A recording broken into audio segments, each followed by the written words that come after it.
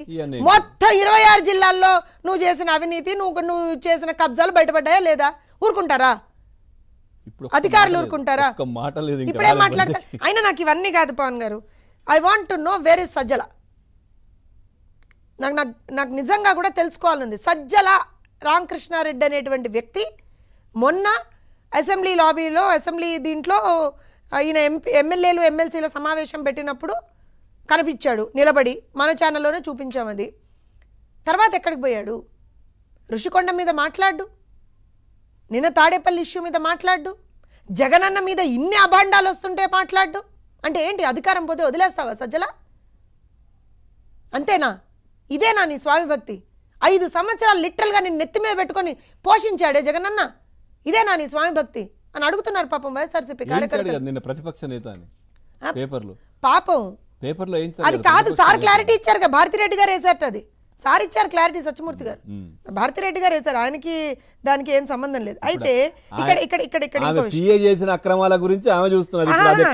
చూడండి, ఒక్క నిమిషం. వైఎస్ఆర్సీపీ అఫీషియల్ పేజ్ లో వీళ్ళు ఏమంటారంటే, మేము అవునండి మేము తప్పు చేసామని వాళ్ళే ఒప్పుకుంటున్నారు.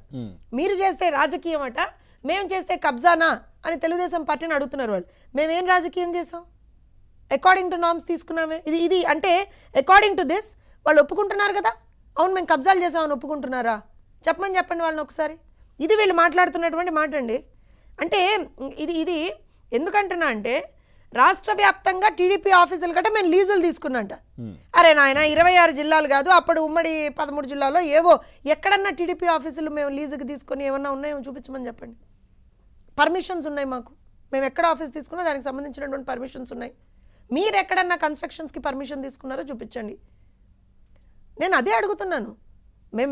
ఇంకో విషయం అండి. ఇప్పుడు మీరు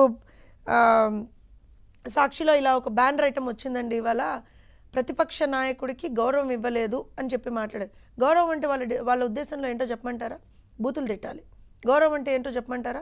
ప్రతిపక్ష నాయకులు కనుక అసెంబ్లీకి వస్తూ ఉంటే గేట్ దగ్గర అడ్డుకొని మార్షల్స్ని పెట్టి వాళ్ళని ఈధర్ బయటకన్నా తోసేయాలి, లేకపోతే అక్కడ నిలబడి సీనియర్ స్థాయి అధికారులు కూడా బూతులు తిట్టాలి.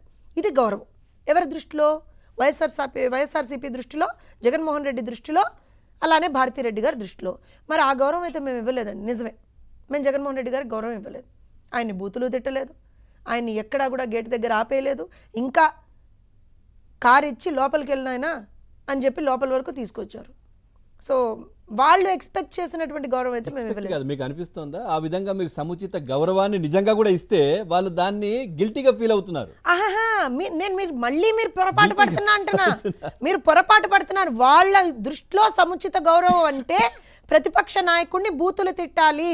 ప్రతిపక్ష అంటే ఒకవేళ గనక whoever is there in the opposition, ప్రతిపక్ష పార్టీకి సంబంధించినటువంటి ఎమ్మెల్యేలని బూతులు తిట్టాలి.